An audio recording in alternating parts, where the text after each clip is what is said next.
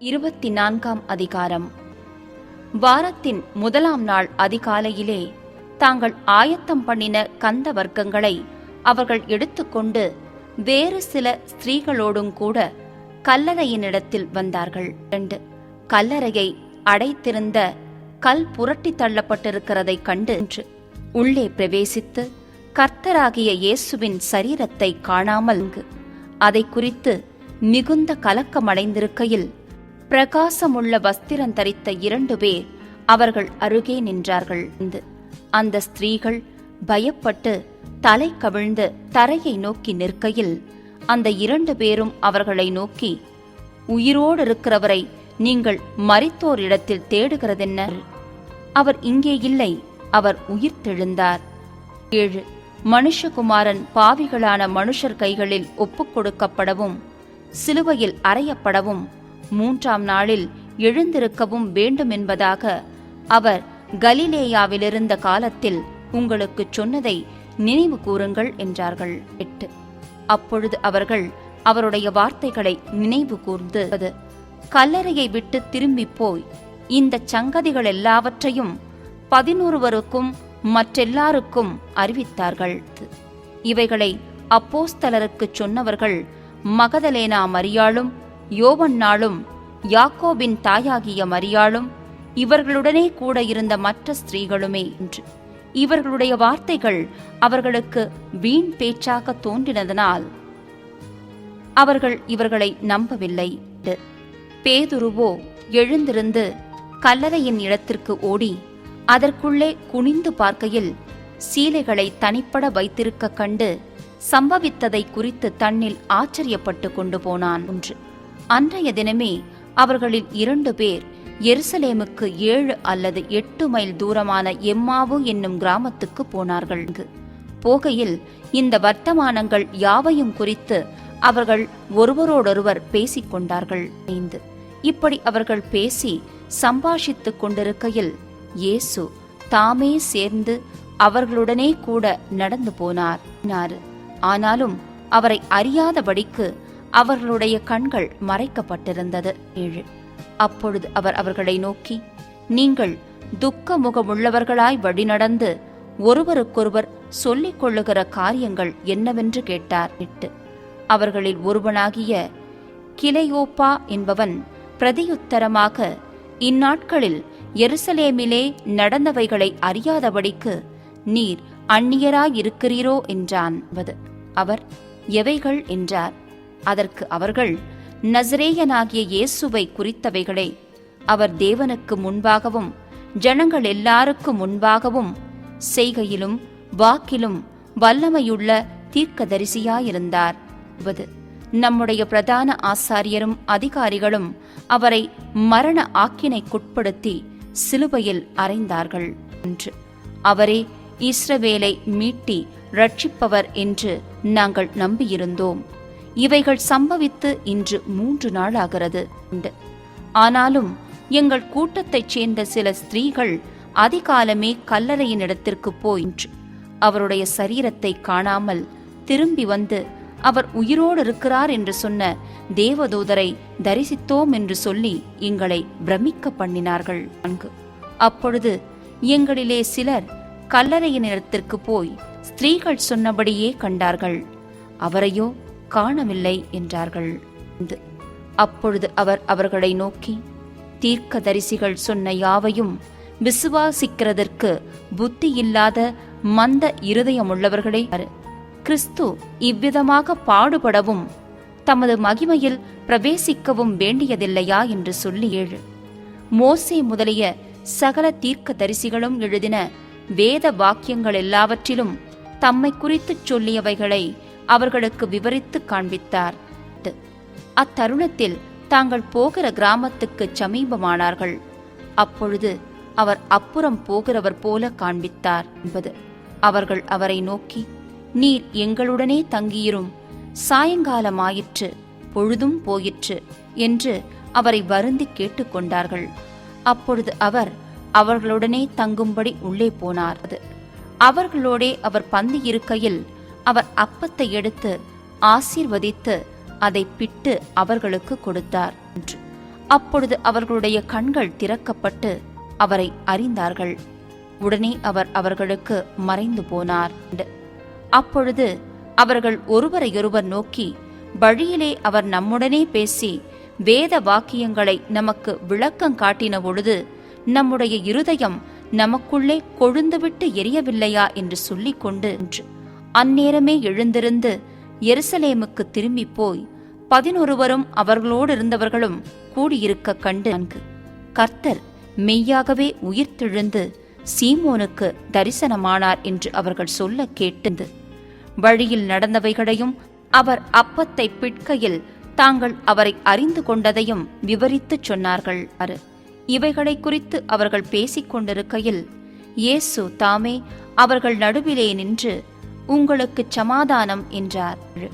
அவர்கள் கலங்கி பயந்து ஒரு ஆவியை காண்கிறதாக நினைத்தார்கள்.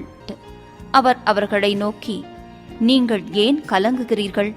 உங்கள் இருதயங்களில் சந்தேகங்கள் எழும்புகிறதென்ன? நான் தான் என்று அறியும்படி என் கைகளையும் என் கால்களையும் பாருங்கள், என்னை தொட்டு பாருங்கள். நீங்கள் காண்கிறபடி எனக்கு மாம்சமும் எலும்புகளும் உண்டாயிருக்கிறது போல ஒரு ஆவிக்கு இராதே என்று சொல்லி தம்முடைய கைகளையும் கால்களையும் அவர்களுக்கு காண்பித்தார். ஆனாலும் சந்தோஷத்தினால் அவர்கள் இன்னும் விசுவாசியாமல் ஆச்சரியப்படுகையில், புசிக்கிறதற்கு ஏதாகிலும் இங்கே உண்டா என்று அவர்களிடத்தில் கேட்டார். 2 அப்பொழுது பொரித்த மீன் கண்டத்தையும் தேன்கூட்டு துணிக்கையையும் அவருக்கு கொடுத்தார்கள். அவைகளை அவர் வாங்கி அவர்களுக்கு முன்பாக புசித்து 4 அவர்களை நோக்கி, மோசேயின் நியாய பிரமாணத்திலும் தீர்க்க தரிசிகளின் ஆகமங்களிலும் சங்கீதங்களிலும் என்னை குறித்து எழுதியிருக்கிறவைகளெல்லாம் நிறைவேற வேண்டியதென்று நான் உங்களோடு இருந்தபோது உங்களுக்கு சொல்லிக் கொண்டு வந்த விசேஷங்கள் இவைகளே என்றார். அப்பொழுது வேத வாக்கியங்களை அறிந்து கொள்ளும்படி அவர்களுடைய மனதை அவர் திறந்து அவர்களை நோக்கி, எழுதியிருக்கிறபடி கிறிஸ்து பாடுபடவும் 3ஆம் நாளில் மரித்தோரிலிருந்து எழுந்திருக்கவும் வேண்டியதாயிருந்தது. 7 அன்றியும் மனம் திரும்புதலும் பாவ மன்னிப்பும் எருசலேம் தொடங்கி சகல தேசத்தாருக்கும் அவருடைய நாமத்தினாலே பிரசங்கிக்கப்படவும் வேண்டியது. 8 நீங்கள் இவைகளுக்கு சாட்சிகளாயிருக்கிறீர்கள். 9 என் பிதா வாக்குத்தத்தம் பண்ணினதை இதோ நான் உங்களுக்கு அனுப்புகிறேன். நீங்களோ உன்னதத்திலிருந்து வரும் பலனால் தரிப்பிக்கப்படும் வரைக்கும் எருசலேம் நகரத்தில் இருங்கள் என்றார். பின்பு அவர் பெத்தானியா வரைக்கும் அவர்களை அழைத்து கொண்டு போய் தம்முடைய கைகளை உயர்த்தி அவர்களை ஆசீர்வதித்தார். அவர்களை ஆசீர்வதிக்கையில் அவர்களை விட்டு பிரிந்து பரலோகத்துக்கு எடுத்து கொள்ளப்பட்டார். அவர்கள் அவரை பணிந்து கொண்டு மிகுந்த சந்தோஷத்தோடே எருசலேமுக்கு திரும்பி வந்து நாடோறும் தேவாலயத்திலே தேவனை புகழ்ந்து துதித்துக் கொண்டிருந்தார்கள். ஆமென். யோவான் 1ஆம் அதிகாரம். ஆதியிலே வார்த்தை இருந்தது, அந்த வார்த்தை தேவனிடத்தில் இருந்தது, அந்த வார்த்தை தேவனாயிருந்தது. அவர் ஆதியிலே தேவனோடு இருந்தார். சகலமும் அவர் மூலமாய் உண்டாயிற்று. உண்டானதொன்றும் அவராலே அல்லாமல் உண்டாகவில்லை. அவருக்குள் ஜீவன் இருந்தது, அந்த ஜீவன் மனுஷருக்கு ஒளியாயிருந்தது. அந்த ஒளி இருளிலே பிரகாசிக்கிறது, இருளானது அதை பற்றி கொள்ளவில்லை. தேவனால் அனுப்பப்பட்ட ஒரு மனுஷன் இருந்தான், அவன் பேர் யோவான். அவன் தன்னால் எல்லாரும் விசுவாசிக்கும்படி அந்த ஒளியை குறித்து சாட்சி கொடுக்க சாட்சியாக வந்தான். அவன் அந்த ஒளி அல்ல, அந்த ஒளியை குறித்து சாட்சி கொடுக்க வந்தவனாயிருந்தான். உலகத்திலே வந்து எந்த மனுஷனையும் பிரகாசிப்பிக்கிற ஒளியே அந்த மெய்யான ஒளி. அவர் உலகத்தில் இருந்தார், உலகம் அவர் மூலமாய் உண்டாயிற்று, உலகமோ அவரை அறியவில்லை. அவர் தமக்கு சொந்தமானதிலே வந்தார், அவருக்கு சொந்தமானவர்களோ அவரை ஏற்றுக்கொள்ளவில்லை. அவருடைய நாமத்தின் மேல் விசுவாசமுள்ளவர்களாய் அவரை ஏற்றுக்கொண்டவர்கள் எத்தனை பேர்களோ அத்தனை பேர்களும் தேவனுடைய பிள்ளைகளாகும்படி அவர்களுக்கு அதிகாரம் கொடுத்தார். அவர்கள் இரத்தத்தினாலாவது மாம்ச சித்தத்தினாலாவது புருஷனுடைய சித்தத்தினாலாவது பிறவாமல் தேவனாலே பிறந்தவர்கள். அந்த வார்த்தை மாம்சமாகி கிருபையினாலும் சத்தியத்தினாலும் நிறைந்தவராய் நமக்குள்ளே வாசம் பண்ணினார். அவருடைய மகிமையை கண்டோம். அது பிதாவுக்கு ஒரே பேரானவருடைய மகிமைக்கு ஏற்ற மகிமையாகவே இருந்தது. யோவான் அவரை குறித்து சாட்சி கொடுத்து, எனக்கு பின் வருகிறவர் எனக்கு முன்னிருந்தவர், ஆகையால் அவர் என்னிலும் மேன்மையுள்ளவர் என்று நான் சொல்லியிருந்தேனே, அவர் இவர்தான் என்று சத்தமிட்டு கூறினான். அவருடைய பரிபூரணத்தினால் நாம் எல்லாரும் கிருபையின் மேல் கிருபை பெற்றோம். எப்படியெனில் நியாயப்பிரமாணம் மோசேயின் மூலமாய் கொடுக்கப்பட்டது, கிருபையும் சத்தியமும் இயேசு கிறிஸ்துவின் மூலமாய் உண்டாயின. தேவனை ஒருவனும் ஒரு காலும் கண்டதில்லை. பிதாவின் மடியில் இருக்கிற ஒரே பேரான குமாரனே அவரை வெளிப்படுத்தினார். எருசலேமில் இருந்து யூதர்கள் ஆசாரியரையும் லேவியரையும் யோவானிடத்தில் அனுப்பி, நீர் யார் என்று கேட்டபொழுது அவன் மறுதலியாமல் அறிக்கையிட்டதுமன்றி நான் கிறிஸ்து அல்ல என்றும் அறிக்கையிட்டான். அப்பொழுது அவர்கள், பின்ன யார், நீர் எலியாவா என்று கேட்டார்கள். அதற்கு நான் அவன் அல்ல என்றான். நீர் தீர்க்கதரிசியானவரா என்று கேட்டார்கள். அதற்கும் அல்ல என்றான். அவர்கள் பின்னும் அவனை நோக்கி, நீர் யார், எங்களை அனுப்பினவர்களுக்கு நாங்கள் உத்தரவு சொல்லும்படிக்கு உம்மை குறித்து என்ன சொல்லுகிறீர் என்று கேட்டார்கள். அதற்கு அவன், கர்த்தருக்கு வழியை செவ்வை பண்ணுங்கள் என்று ஏசாயா தீர்க்கதரிசி சொன்னபடியே நான் வனாந்தரத்திலே கூப்பிடுகிறவனுடைய சத்தமாயிருக்கிறேன் என்றான். அனுப்பப்பட்டவர்கள் பரிசேயராய் இருந்தார்கள். அவர்கள் அவனை நோக்கி, நீர் கிறிஸ்துவும் அல்ல, எலியாவும் அல்ல, தீர்க்கதரிசியானவரும் அல்லவென்றால் ஏன் ஞானஸ்நானம் கொடுக்கிறீர் என்று கேட்டார்கள். யோவான் அவர்களுக்கு பிரதியுத்தரமாக, நான் ஜலத்தினாலே ஞானஸ்நானம் கொடுக்கிறேன். நீங்கள் அறியாதிருக்கிற ஒருவர் உங்கள் நடுவிலே நிற்கிறார். அவர் எனக்கு பின்வந்தும் என்னிலும் மேன்மையுள்ளவர். அவருடைய பாதரட்சையின் வாரை அவிழ்ப்பதற்கும் நான் பாத்திரன் அல்ல என்றான். இவைகள் யோர்தானுக்கு அக்கறையில் யோவான் ஞானஸ்நானம் கொடுத்த பெத்தாபாராவிலே நடந்தன. மறுநாளிலே யோவான் இயேசுவை தன்னிடத்தில் வர கண்டு, இதோ உலகத்தின் பாவத்தை சுமந்து தீர்க்கிற தேவ ஆட்டுக்குட்டி, எனக்கு பின் ஒருவர் வருகிறார், அவர் எனக்கு முன்னிருந்தபடியால் என்னிலும் மேன்மையுள்ளவர் என்று நான் சொன்னேனே, அவர் இவர்தான். நானும் இவரை அறியாதிருந்தேன். இவர் இஸ்ரவேலுக்கு வெளிப்படும் பொருட்டாக நான் ஜலத்தினாலே ஞானஸ்நானம் கொடுக்க வந்தேன் என்றான். பின்னும் யோவான் சாட்சியாக சொன்னது, ஆவியானவர் புறாவை போல வானத்திலிருந்திறங்கி இவர் மேல் தங்கினதை கண்டேன். நானும் இவரை அறியாதிருந்தேன். ஆனாலும் ஜலத்தினால் ஞானஸ்நானம் கொடுக்கும்படி என்னை அனுப்பினவர், ஆவியானவர் இறங்கி யார் மேல் தங்குவதை நீ காண்பாயோ அவரே பரிசுத்த ஆவியினால் ஞானஸ்நானம் கொடுக்கிறவர் என்று எனக்கு சொல்லியிருந்தார். அந்தபடியே நான் கண்டு இவரே தேவனுடைய குமாரன் என்று சாட்சி கொடுத்து வருகிறேன் என்றான். மறுநாளிலே யோவானும் அவனுடைய சீஷரில் 2 பேரும் நிற்கும்போது இயேசு நடந்து போகிறதை அவன் கண்டு, இதோ தேவ ஆட்டுக்குட்டி என்றான். அவன் அப்படி சொன்னதை அவ்விரண்டு சீஷரும் கேட்டு இயேசுவுக்கு பின் சென்றார்கள். இயேசு திரும்பி அவர்கள் பின் செல்லுகிறதை கண்டு, என்ன தேடுகிறீர்கள் என்றார். அதற்கு அவர்கள், ரபி, நீர் எங்கே தங்கியிருக்கிறீர் என்று கேட்டார்கள். ரபி என்பதற்கு போதகரே என்று அர்த்தமாம். அவர், வந்து பாருங்கள் என்றார். அவர்கள் வந்து அவர் தங்கியிருந்த இடத்தை கண்டு அன்றைய தினம் அவரிடத்தில் தங்கினார்கள். அப்பொழுது ஏறக்குறைய 10 மணி வேளையாயிருந்தது. யோவான் சொன்னதை கேட்டு அவருக்கு பின் சென்ற 2 பேரில் ஒருவன் சீமோன் பேதுருவின் சகோதரனாகிய அந்திரேயா என்பவன். அவன் முதலாவது தன் சகோதரனாகிய சீமோனை கண்டு, மேசியாவை கண்டோம் என்று சொன்னான். மேசியா என்பதற்கு கிறிஸ்து என்று அர்த்தமாம். பின்பு அவனை இயேசுவினிடத்தில் கூட்டி கொண்டு வந்தான். இயேசு அவனை பார்த்து, நீ யோனாவின் மகனாகிய சீமோன், நீ கேபா என்னப்படுவாய் என்றார். கேபா என்பதற்கு பேதுரு என்று அர்த்தமாம். மறுநாளிலே இயேசு கலிலேயாவுக்கு போக மனதாயிருந்து பிலிப்புவை கண்டு, நீ எனக்கு பின் சென்று வா என்றார். பிலிப்பு என்பவன் அந்திரேயா பேதுரு என்பவர்களுடைய ஊராகிய பெட்சாயிதா பட்டணத்தான். பிலிப்பு நாத்தான் வேலை கண்டு, நியாயப்பிரமாணத்திலே மோசேயும் தீர்க்கதரிசிகளும் எழுதியிருக்கிறவரை கண்டோம், அவர் யோசேப்பின் குமாரனும் நாசரேத் ஊரானுமாகிய இயேசுவே என்றான். அதற்கு நாத்தான்வேல், நாசரேத்திலிருந்து யாதொரு நன்மை உண்டாக கூடுமா என்றான்.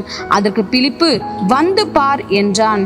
இயேசு நாத்தான்வேலை தம்மிடத்தில் வர கண்டு அவனை குறித்து, இதோ கபடற்ற உத்தம இஸ்ரவேலன் என்றார். அதற்கு நாத்தான்வேல், நீர் என்னை எப்படி அறிவீர் என்றான். இயேசு அவனை நோக்கி, பிலிப்பு உன்னை அழைக்கிறதற்கு முன்னே நீ அத்திமரத்தின் கீழ் இருக்கும்போது உன்னை கண்டேன் என்றார். அதற்கு நாத்தான்வேல், ரபி, நீர் தேவனுடைய குமாரன், நீர் இஸ்ரவேலின் ராஜா என்றான். இயேசு அவனுக்கு பிரதியுத்தரமாக, அத்திமரத்தின் கீழே உன்னை கண்டேன் என்று நான் உனக்கு சொன்னதினாலேயா விசுவாசிக்கிறாய்? இதிலும் பெரிதானவைகளை காண்பாய் என்றார். பின்னும் அவர் அவனை நோக்கி, வானம் திறந்திருக்கிறதையும் தேவ தூதர்கள் மனுஷகுமாரனிடத்திலிருந்து ஏறுகிறதையும் இறங்குகிறதையும் நீங்கள் இது முதல் காண்பீர்கள் என்று மெய்யாகவே மெய்யாகவே உங்களுக்கு சொல்லுகிறேன் என்றார். யோவான் 2ஆம் அதிகாரம். 3ஆம் நாளிலே கலிலேயாவிலுள்ள கானா ஊரிலே ஒரு கல்யாணம் நடந்தது. இயேசுவின் தாயும் அங்கே இருந்தாள். இயேசுவும் அவருடைய சீஷரும் அந்த கல்யாணத்துக்கு அழைக்கப்பட்டிருந்தார்கள். திராட்சரசம் குறைவுபட்ட போது இயேசுவின் தாய் அவரை நோக்கி, அவர்களுக்கு திராட்சரசம் இல்லை என்றாள். அதற்கு இயேசு, ஸ்திரீயே, எனக்கும் உனக்கும் என்ன? என் வேலை இன்னும் வரவில்லை என்றார். அவருடைய தாய் வேலைக்காரரை நோக்கி, அவர் உங்களுக்கு என்ன சொல்லுகிறாரோ அதன்படி செய்யுங்கள் என்றாள். யூதர்கள் தங்களை சுத்திகரிக்கும் முறைமையின்படியே ஒவ்வொன்று 2-3 குடம் தண்ணீர் கொள்ளத்தக்க 6 கற்சாடிகள் அங்கே வைத்திருந்தது. இயேசு வேலைக்காரரை நோக்கி, ஜாடிகளிலே தண்ணீர் நிரப்புங்கள் என்றார். அவர்கள் அவைகளை நிறைய நிரப்பினார்கள். அவர் அவர்களை நோக்கி, நீங்கள் இப்பொழுது மொண்டு பந்தி விசாரிப்புக்காரனிடத்தில் கொண்டு போங்கள் என்றார். அவர்கள் கொண்டு போனார்கள். அந்த திராட்சரசம் எங்கே இருந்து வந்ததென்று தண்ணீரை மொண்ட வேலைக்காரருக்கு தெரிந்ததே அன்றி பந்தி விசாரிப்புக்காரனுக்கு தெரியாததினால் அவன் திராட்சரசமாய் மாறின தண்ணீரை ருசி பார்த்த போது மணவாளனை அழைத்து, எந்த மனுஷனும் முன்பு நல்ல திராட்சரசத்தை கொடுத்து ஜனங்கள் திருப்தி அடைந்த பின்பு ருசி குறைந்ததை கொடுப்பான். நீரோ நல்ல ரசத்தை இதுவரைக்கும் வைத்திருந்தீரே என்றான். இவ்விதமாக இயேசு இந்த முதலாம் அற்புதத்தை கலிலேயாவில் உள்ள கானா ஊரிலே செய்து தம்முடைய மகிமையை வெளிப்படுத்தினார். அவருடைய சீஷர்கள் அவரிடத்தில் விசுவாசம் வைத்தார்கள். அதன் பின்பு அவரும் அவருடைய தாயாரும் அவருடைய சகோதரரும் அவருடைய சீஷரும் கப்பர்நகூமுக்கு போய் அங்கே சில நாள் தங்கினார்கள். பின்பு யூதருடைய பஸ்கா பண்டிகை சமீபமாய் இருந்தது.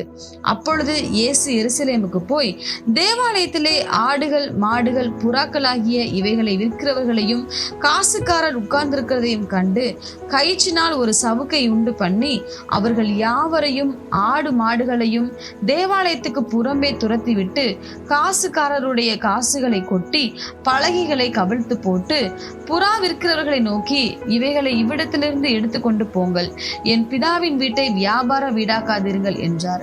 அப்பொழுது உம்முடைய வீட்டை குறித்து உண்டான பக்தி வைராக்கியம் என்னை பட்சித்தது என்று எழுதியிருக்கிறதை அவருடைய சீஷர்கள் நினைவு கூர்ந்தார்கள். அப்பொழுது யூதர்கள் அவரை நோக்கி, நீர் இவைகளை செய்கிறீரே, இதற்கு என்ன அடையாளத்தை எங்களுக்கு காண்பிக்கிறீர் என்று கேட்டார்கள். இயேசு அவர்களுக்கு பிரதியுத்தரமாக, இந்த ஆலயத்தை இடித்து போடுங்கள், 3 நாளைக்குள்ளே இதை எழுப்புவேன் என்றார். அப்பொழுது யூதர்கள், இந்த ஆலயத்தை கட்ட 46 வருஷம் சென்றதே, நீர் இதை 3 நாளைக்குள்ளே எழுப்புவீரோ என்றார்கள். அவரோ தம்முடைய சரீரமாகிய ஆலயத்தை குறித்து பேசினார்.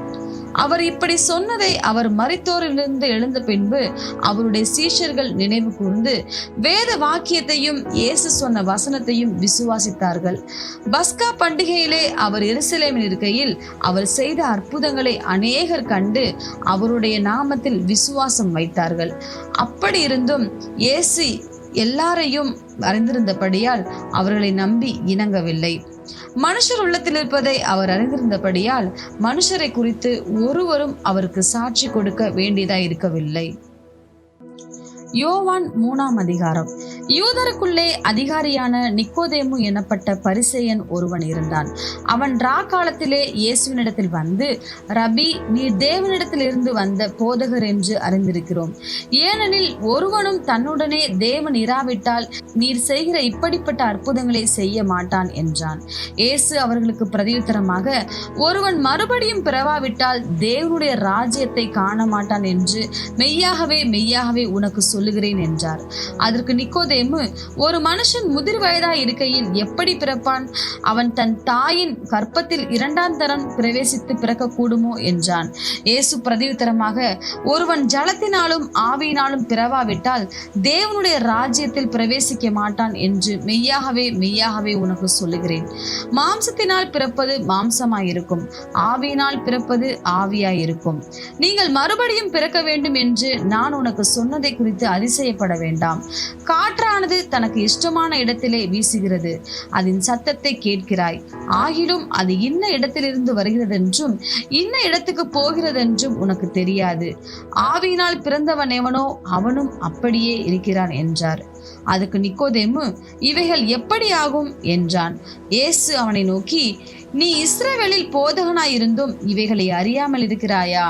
மெய்யாகவே மெய்யாகவே நான் உனக்கு சொல்லுகிறேன், நாங்கள் அறிந்திருக்கிறதை சொல்லி நாங்கள் கண்டதை குறித்து சாட்சி கொடுக்கிறோம், நீங்களோ எங்கள் சாட்சியை ஏற்றுக்கொள்கிறதில்லை. பூமிக்கு அடுத்த காரியங்களை நான் உங்களுக்கு சொல்லியும் நீங்கள் விசுவாசிக்கவில்லையே. பரம காரியங்களை உங்களுக்கு சொல்வேனானால் எப்படி விசுவாசிப்பீர்கள்? பரலோகத்தில் இருந்திறங்கிறவரும் பரலோகத்தில் இருக்கிறவனுமான மனுஷகுமாரனை அல்லாமல் பரலோகத்துக்கு ஏறினவன் ஒருவனும் இல்லை. சர்ப்பமானது மோசையினால் வனாந்தரத்திலே உயர்த்தப்பட்டது போல மனுஷகுமாரனும் தன்னை விசுவாசிக்கிறவன் எவனோ அவன் கெட்டு போகாமல் நித்திய ஜீவனை அடையும் படிக்கு உயர்த்தப்பட வேண்டும். தேவன் தம்முடைய ஒரே பேரான குமாரனை விசுவாசிக்கிறவன் எவனோ அவன் கெட்டு போகாமல் நித்திய ஜீவனை அடையும் படிக்கு அவரை தந்துருளி இவ்வளவாய் உலகத்தில் அன்பு கூர்ந்தார். உலகத்தை ஆக்கினைக்குள்ளாக தீர்க்கும்படி தேவன் தம்முடைய குமாரனை உலகத்தில் அனுப்பாமல் அவராலே உலகம் ரட்சிக்கப்படுவதற்காகவே அவரை அனுப்பினார். அவரை விசுவாசிக்கிறவன் ஆக்கினைக்குள்ளாக தீர்க்கப்படான். விசுவாசியாதவனோ தேவனுடைய ஒரே பேரான குமாரனுடைய நாமத்தில் விசுவாசம் உள்ளவனாய் இராதபடியினால் அவன் ஆக்கினை தீர்ப்புக்கு உட்பட்டாயிற்று. ஒளியானது உலகத்திலே வந்திருந்தும் மனுஷருடைய கிரியைகள் பொல்லாதவைகளாய் இருக்கிறபடியினால் அவர்கள் ஒளியை பார்க்கிலும் இருளை விரும்புகிறதே அந்த ஆக்கினை தீர்ப்புக்கு காரணமாயிருக்கிறது. பொல்லாங்கு செய்கிற எவனும் ஒளியை பகைக்கிறான், தன் கிரியைகள் கண்டிக்கப்படாதபடிக்கு ஒளியினிடத்தில் வராதிருக்கிறான். சத்தியத்தின்படி செய்கிறவனோ தன் கிரியைகள் தேவனுக்குள்ளாய் செய்யப்படுகிறது என்று வெளியாகும் படிக்கு ஒளியினிடத்தில் வருகிறான் என்றார். இவைகளுக்கு பின்பு இயேசுவும் அவருடைய சீஷரும் யூதேயா தேசத்திற்கு வந்தார்கள். அங்கே அவர் அவர்களோட சஞ்சரித்து ஞான ஸ்நானம் கொடுத்து வந்தார்.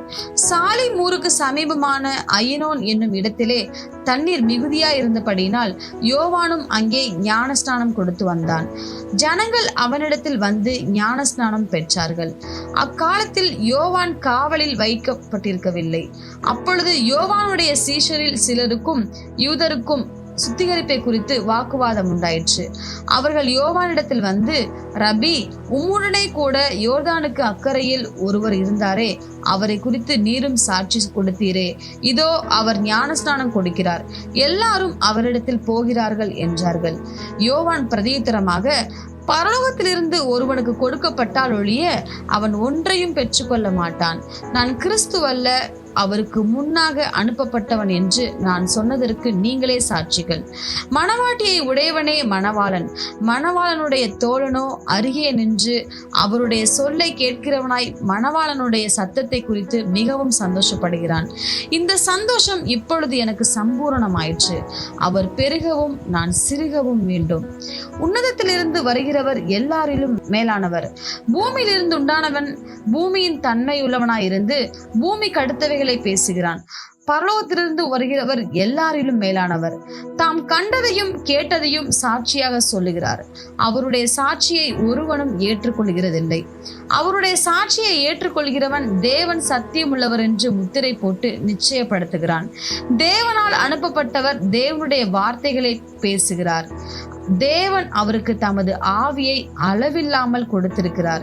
பிதாவானவர் குமாரனில் அன்பாயிருந்து எல்லாவற்றையும் அவர் கையில் ஒப்பு கொடுத்திருக்கிறார். குமாரனிடத்தில் விசுவாசமாய் இருக்கிறவன் நித்திய ஜீவனை உடையவனாயிருக்கிறான். குமாரனை விசுவாசியாதவனோ ஜீவனை காண்பதில்லை. தேவனுடைய கோபம் அவன் மேல் நிலை நிற்கும் என்றான்.